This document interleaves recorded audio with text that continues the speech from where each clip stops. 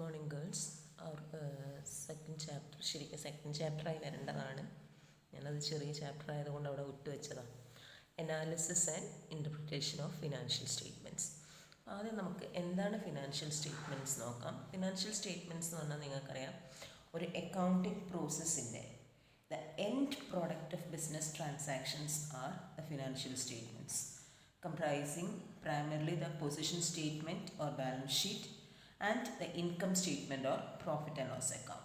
അപ്പോൾ ഈ സ്റ്റേറ്റ്മെൻ്റ് ആണ്, these statements are the outcome of summarising the process of accounting and therefore the sources of information on the basis of which conclusions are drawn about the profitability and financial position of A concern.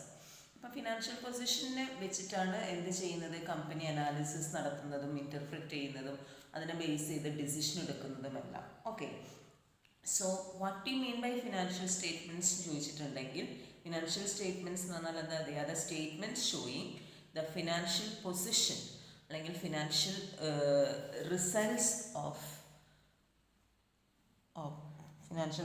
Of operations of the accounting period. രണ്ട് basic components ഏതൊക്കെയാണ് നമ്മൾ നോക്കി. Balance ഷീറ്റാണ്, profit and loss account ആണ് എന്നുള്ളത് അറിയാം. പിന്നെ balance sheet is also known as position statement because it shows the financial position at a particular point of time. Profit and loss account is also known as income statement because it shows the net results of operations for a period of time.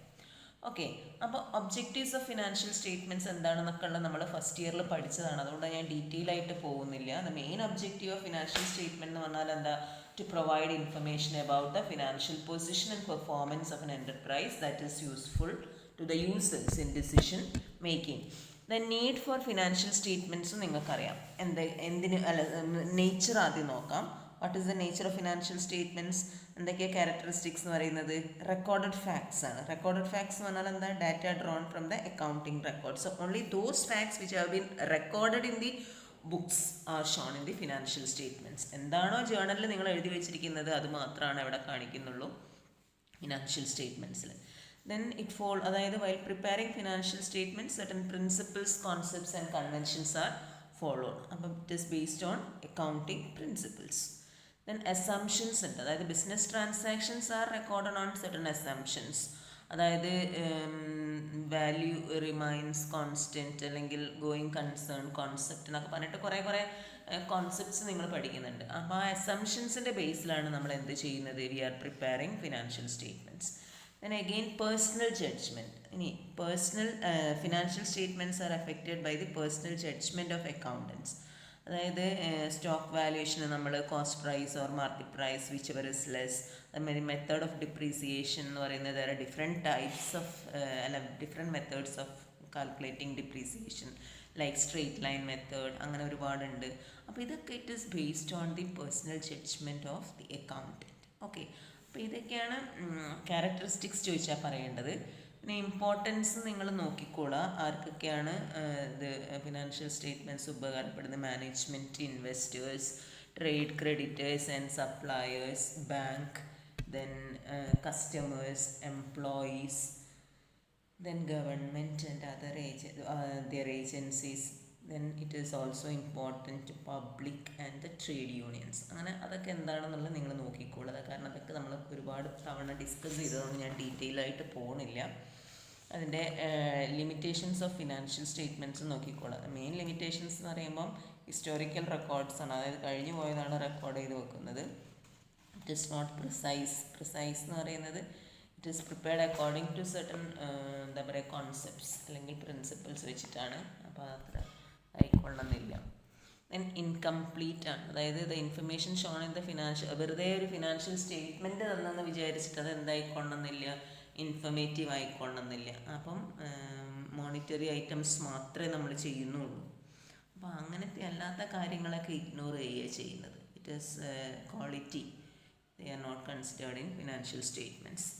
അതേപോലെ price level changes ignore ചെയ്യുന്നു. അതായത് balance ഷീറ്റിൽ നമ്മൾ original cost of assets ഒക്കെയാണ് കാണിക്കുന്നത്. It ignores price level changes. Then static statement ആണ്. Static statement in the sense it discloses the financial position on a particular point of time. Changes in assets and liabilities or equities are not revealed. Then lack of comparability, അതായത് ഒരു കൊല്ലത്തെ financial statement മാത്രം കിട്ടിയെന്ന് വെച്ചിട്ട് നമുക്ക് എന്താക്കാൻ പറ്റില്ല, it is not possible to compare. അതേപോലെ തന്നെ it is not possible to compare the financial statements of two forms on account of different accounting periods, അല്ലെങ്കിൽ മെത്തേഡ്സ് അല്ലെങ്കിൽ പ്രൊസീജിയേഴ്സ് ഒക്കെ ഡിഫറെൻ്റ് ആയതുകൊണ്ട് it is not easy to compare statements of two forms. Then they are dumb, അതായത് financial statements are dumb because they cannot speak themselves. അതായത് statements require further detailed analysis and interpretation. ഞാൻ നേരത്തെ പറഞ്ഞതുപോലെ തന്നെ വെറുതെ ഒരു financial statement, ഒരു balance ഷീറ്റോ പ്രോഫിറ്റ് ആൻഡ് ലോസ് അക്കൗണ്ടോ കിട്ടിയത് കൊണ്ട് കാര്യമില്ല. You have to analyse it and on the basis of analysis you have to make your own comments. Then only it will be എന്താ പറയുക മോർ മീനിങ് ഫുൾ. അപ്പോൾ ഈ ഫിനാൻഷ്യൽ അനാലിസിസ് എന്താണെന്ന് നമ്മൾ നോക്കാൻ പോണത്, അനാലിസിസ് ഓഫ് ഫിനാൻഷ്യൽ സ്റ്റേറ്റ്മെൻറ്റ്സ്.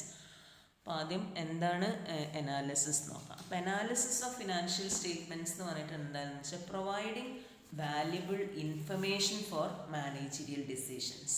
അതായത് analysis and interpretation of analysis എന്ന് പറഞ്ഞിട്ടുണ്ടെങ്കിൽ establishing relationship between items in financial statements in determining the financial strength and weaknesses of the firm. അതായത് ഒരു ബാലൻസ് ഷീറ്റോ അല്ലെങ്കിൽ ഇൻകം സ്റ്റേറ്റ്മെൻറ്റോ എടുത്തിട്ട് അത് ചെകഞ്ഞിട്ട് എന്തൊക്കെയാണ് ഫിനാൻഷ്യൽ സ്ട്രെങ്ത് അല്ലെങ്കിൽ financial weaknesses of the firm, അതെല്ലാം ഡീറ്റെയിൽ ആയിട്ട് കണ്ടുപിടിക്കുന്നതിനാണ് നമ്മൾ എന്തെന്ന് പറയുന്നത്, ഫിനാൻഷ്യൽ അനാലിസിസ്. ഓക്കെ, അപ്പോൾ it is the process of determining the financial strength and weaknesses of the firm by establishing strategic relationship between the items of balance sheet, profit and loss account and other operative data. അപ്പം എന്തിനു വേണ്ടിയിട്ട് അങ്ങനെ financial statement analysis നടത്തുന്നതെന്ന് വെച്ചാൽ to diagnose the information contained in the financial statements so as to judge the profitability and financial soundness of the firm. അതായത് ഒരു doctor ഒരു പേഷ്യൻറ്റിനെ പരിശോധിച്ച് എങ്ങനെയൊക്കെ റെക്കോർഡ് ചെയ്ത് വെക്കുന്നുണ്ടോ, എല്ലാ പരിശോധനകളും കഴിഞ്ഞിട്ടല്ല അയാൾ മരുന്ന് കുറിച്ച് കൊടുക്കുന്നത്, അതേപോലെയാണ് ഒരു ഫിനാൻഷ്യൽ അനലിസ്റ്റ് എന്ത് ചെയ്യുന്നത്, ഈ make analysis using various tools of analysis before commenting upon the financial health or weakness of an enterprise. Okay, അപ്പോൾ ഫിനാൻഷ്യൽ സ്റ്റേറ്റ്മെൻറ്റ് എന്താണെന്നുള്ളത് പഠിച്ചു വെച്ചോളാം. പിന്നെ നമുക്ക് നോക്കാനുള്ളത് ഇൻ്റർപ്രിറ്റേഷനാണ്. അപ്പം മീനിങ് ഓഫ് അനാലിസിസും നിങ്ങളിപ്പം പ്രോജക്റ്റൊക്കെ ചെയ്യുന്ന ആളുകളായതുകൊണ്ട് എന്താണ് അനാലിസിസ്, ഇൻ്റർപ്രിറ്റേഷൻ എന്നൊക്കെ പറയുന്നുണ്ടാവും. അപ്പോൾ ശരിക്കും financial analysis means to break into parts. അതായത് the process of breaking down a complex set of figures into simple statements in order to have a better understanding. അങ്ങനെ എന്താ simplify ചെയ്യുക, breaking down ചെയ്യുന്നതിനെയാണ് analysis എന്ന് പറയുക. Okay, interpretation എന്ന് പറഞ്ഞാലോ to explain the meaning of, അതായത് financial അനാലിസിസിൻ്റെ ഇതിലാണെങ്കിൽ interpretation means explaining the meaning and significance of the data. അതായത് explain the financial statements on the basis of analysis.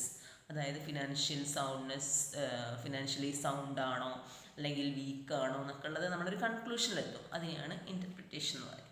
Okay, അപ്പോൾ analysis and interpretation എന്ന് പറഞ്ഞാൽ എന്താണ്? Analysis refers to the process of breaking down a complex set of figures into simple statements.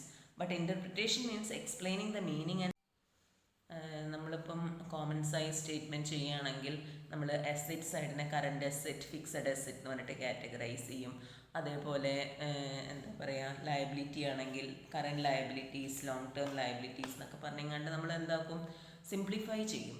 അങ്ങനെയാക്കുന്നതാണ് analysis. നേരെ മറിച്ച് interpretation എന്ന് പറഞ്ഞാൽ current asset കൂടുകയാണോ കുറയാണോ ചെയ്തിരിക്കുന്നത്, അതേപോലെ ഫിക്സഡ് അസറ്റ് പർച്ചേസ് ചെയ്യാൻ വേണ്ടിയിട്ട് ലോങ് ടേം ഫണ്ട്സ് ആണോ യൂസ് ചെയ്തിരിക്കുന്നത്, അങ്ങനെയൊക്കെ നോക്കി കണ്ടുപിടിച്ച് എഴുതുന്നതിനെയാണ് ഇൻ്റർപ്രിറ്റേഷൻ എന്ന് പറയാം. ഓക്കെ, അപ്പം അതിൻ്റെ ഒബ്ജക്റ്റ് എന്താണെന്ന് നോക്കിക്കോളാം. Users of financial statement analysis ആരൊക്കെയാണെന്ന് നോക്കാം. ഇനി ഇമ്പോർട്ടൻ്റ് ആയിട്ടുള്ള ഒരു ഭാഗം ഞാൻ എടുത്തുതരാം. ടൈപ്സ് ഓഫ് അനാലിസിസ് ആണ്. ടൈപ്സ് ഓഫ് അനാലിസിസ് എന്ന് പറയുമ്പം രണ്ട് തരത്തിലാണ് ഫിനാൻഷ്യൽ സ്റ്റേറ്റ്മെൻറ്റ് അനാലിസിസ് ക്ലാസിഫൈ ചെയ്തിരിക്കുന്നത്. ഇതാണ് രണ്ട് തരത്തിലുള്ള ക്ലാസിഫിക്കേഷൻ എന്ന് പറയുന്നത്. അതായത് on the basis of modus operandi and on the basis of materials used. അപ്പോൾ first classification on the basis of materials used. അതായത് financial analysis can be of two types, external analysis and internal analysis. അപ്പം രണ്ടാമത്തെ classification on the basis of modus operandi എന്നാണ് പറയാം. Modus operandi എന്ന് വെച്ചിട്ടുണ്ടെങ്കിൽ mode of operations.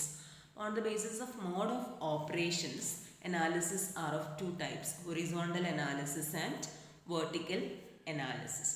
അപ്പോൾ അതിൽ ആദ്യം നമ്മൾ നോക്കാൻ പോണത് മെറ്റീരിയൽസ് യൂസ് ചെയ്തതിൻ്റെ ബേസിസിൽ ഏതൊക്കെയാണെന്നുള്ളതാണ്. അപ്പം ഇൻറ്റേർണൽ അനാലിസിസും എക്സ്റ്റേണൽ അനാലിസിസും ആണ് പറയുന്നത്. അപ്പോൾ ഇൻറ്റേർണൽ അനാലിസിസ് എന്ന് പറഞ്ഞിട്ടുണ്ടെങ്കിൽ it is done by who are internally related to the business concern. Okay, അപ്പോൾ മാനേജറിയൽ പർപ്പസിന് വേണ്ടിയിട്ട് ഫിനാൻഷ്യൽ സ്റ്റേറ്റ്മെൻറ്റ്സ് അനലൈസ് ചെയ്യുന്നതിനാണ് ഇൻറ്റേർണൽ അനാലിസിസ് എന്ന് പറയുക. എക്സ്റ്റേണൽ അനാലിസിസ് എന്ന് പറഞ്ഞാലോ it is done by those who are outsiders of the business, അതായത് ഇൻവെസ്റ്റേഴ്സോ ക്രെഡിറ്റേഴ്സോ അവരൊക്കെ ചെയ്യുക. അപ്പോൾ persons mainly depend upon these persons mainly depend upon published data. മനസ്സിലായല്ലോ? അപ്പോൾ രണ്ട് തരത്തിലുള്ള അനാലിസിസ് മനസ്സിലായല്ലോ, എക്സ്റ്റേണലും ഇൻറ്റേർണലും. എക്സ്റ്റേണൽ ചെയ്യുന്നത് ഔട്ട്സൈഡേഴ്സാണ്. അപ്പം എക്സ്റ്റേണൽ പാർട്ടീസ് എന്ത് ചെയ്യുന്നു? അനാലിസിസ് നടത്തുന്നു. പിന്നെ ഇൻറ്റേർണൽ അനാലിസിസും കഴിഞ്ഞ് on the basis of modus operandi, അതായത് according to the method of operation followed in the analysis are of two types എന്ന് പറഞ്ഞ് ഏതൊക്കെയാണ്? Horizontal analysis and vertical analysis. Horizontal analysis എന്ന് പറഞ്ഞിട്ടുണ്ടെങ്കിൽ refers to the comparison of financial data of a company for several years. Okay, എങ്ങനെയാണ് ചെയ്യുന്നത്? ഹൊറിസോണ്ടലിൽ എങ്ങനെയാണ് ചെയ്യുന്നത്? Financial statements of a number of years are analyzed. This analysis is known as horizontal analysis. അതായത് analysing financial statements over A period of time. ഇപ്പോൾ profitability trend കണ്ടുപിടിക്കുക 5 ഇയേഴ്സിൻ്റെ അല്ലെങ്കിൽ 10 ഇയേഴ്സിൻ്റെ, അതിനെയാണ് horizontal analysis എന്ന് പറയാം. ഓക്കെ, അപ്പോൾ horizontal analysis are also known as dynamic analysis because it shows the changes that have taken place. അപ്പം സാധാരണ കമ്പാരിറ്റീവ് ബാലൻസ് ഷീറ്റും ട്രെൻഡ് അനാലിസിസും ഒക്കെ നമ്മൾ അതൊക്കെ എക്സാമ്പിൾസ് ആണ് ഹൊറിസോണ്ടൽ അനാലിസിസിന്. ഇപ്പം കമ്പാരിറ്റീവിലാണ് എന്തായാലും നിങ്ങൾ വീഡിയോ കണ്ടല്ലോ അല്ലേ? ആ 2 വീഡിയോയിൽ നിന്ന് നിങ്ങൾക്ക് 2 ഇയറിൻ്റെ ബാലൻസ് ഷീറ്റ് തരും. അത് കമ്പയർ ചെയ്തിട്ട് ഇൻക്രീസ് ചെയ്യുകയാണോ ഡിക്രീസ് ചെയ്യുകയാണോ നോക്കിയിട്ട് അനാലിസിസ് നടത്തുന്നു. ഓക്കെ, ഇനി വെർട്ടിക്കൽ അനാലിസിസ് എന്ന് പറഞ്ഞാൽ എന്താ? This refers to analysis of mutual relationship between different items in the financial statements at a particular time. Mutual items എന്ന് പറയുമ്പോൾ ഒരു ബാലൻസ് ഷീറ്റ് എടുത്തിട്ട് ആ ബാലൻസ് ഷീറ്റിലെ ഐറ്റം ടോട്ടലുമായിട്ട് കമ്പയർ ചെയ്തിട്ട്, അതായത് current asset in relation to total asset എത്രയാണ്, അതേമാതിരി fixed asset, total fixed asset in relation to total assets എത്ര പെർസെൻറ്റേജ് ആണ്, അങ്ങനെ കണ്ടുപിടിക്കുന്നതാണ് വെർട്ടിക്കൽ അനാലിസിസ് എന്ന് പറയും. അപ്പോൾ ഇതിന് എക്സാമ്പിൾസ് ചോദിച്ചിട്ടുണ്ടെങ്കിൽ ഏതാ എഴുതുക? Common size balance sheet and profit and loss account, accounting ratios ഒക്കെ നമ്മൾ ഒറ്റ വർഷത്തിൻ്റെ എടുത്തിട്ടല്ലേ ചെയ്യുന്നത്, അതൊക്കെ വെർട്ടിക്കൽ അനാലിസിസ് ആണ്. ഓക്കെ, അപ്പോൾ ഡിഫറൻസ് ഒക്കെ നിങ്ങൾ വായിച്ച് നോക്കിയാൽ മതി, അതൊക്കെ തിരിയുന്നതേ ഉള്ളൂ. അപ്പം ഇനി ഞാൻ പ്രോബ്ലത്തിലേക്ക് കടക്കാൻ പോവുകയാണ്. ഒരു പ്രോബ്ലം ചെയ്തു തരാം, കോമൺ സൈസും കമ്പാരിറ്റീവും എല്ലാം കൂടെ.